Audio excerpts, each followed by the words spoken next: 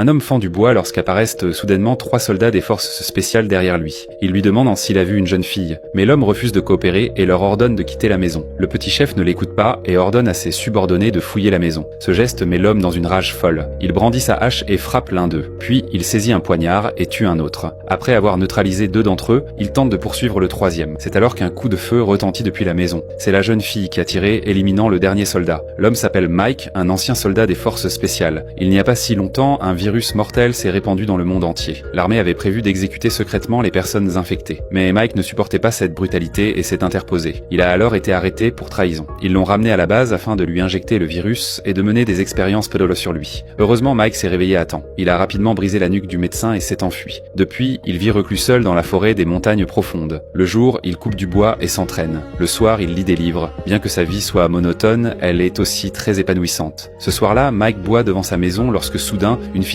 gravement blessée apparaît derrière lui. Avant qu'il ne puisse parler, elle s'évanouit. Mike la porte immédiatement à l'intérieur. Le lendemain matin, la jeune fille panteuse se réveille. À la vue de cet homme musclé, elle réagit par la panique. Mike lui assure qu'il n'était pas un homme mauvais. Rassurée, elle se détend. Mike retire ensuite la balle de son dos, mais découvre qu'il s'agit d'une balle militaire traçable. Il comprend alors que quelque chose ne va pas. Il écrase rapidement la balle et demande à la fille qui elle est, mais la douleur la fait retomber inconsciente. Le même après-midi, 3 autres soldats spéciaux passent par là. C'est alors que la scène du début se produit. Le soir, la jeune fille révèle enfin la vérité à Mike. Elle dit s'appeler Lily. L'armée a découvert par hasard qu'elle portait naturellement des anticorps contre le virus. C'est pourquoi ils l'ont capturée dans le but d'utiliser son sang pour développer un antidote et ainsi dominer le monde. Mais Lily a profité d'une opportunité pour s'échapper, car elle sait que son sang peut sauver d'autres vies. Mike comprend désormais la gravité de la situation ainsi que les méthodes de l'armée. Ces gens n'abandonneront jamais. Il décide alors de s'allier à Lily pour combattre l'armée. Le lendemain, il fortifie sa maison et construit une forteresse avec des sacs de sable. Il enseigne aussi à Lily des techniques de tir, sans savoir qu'un autre groupe des forces spéciales approche déjà discrètement.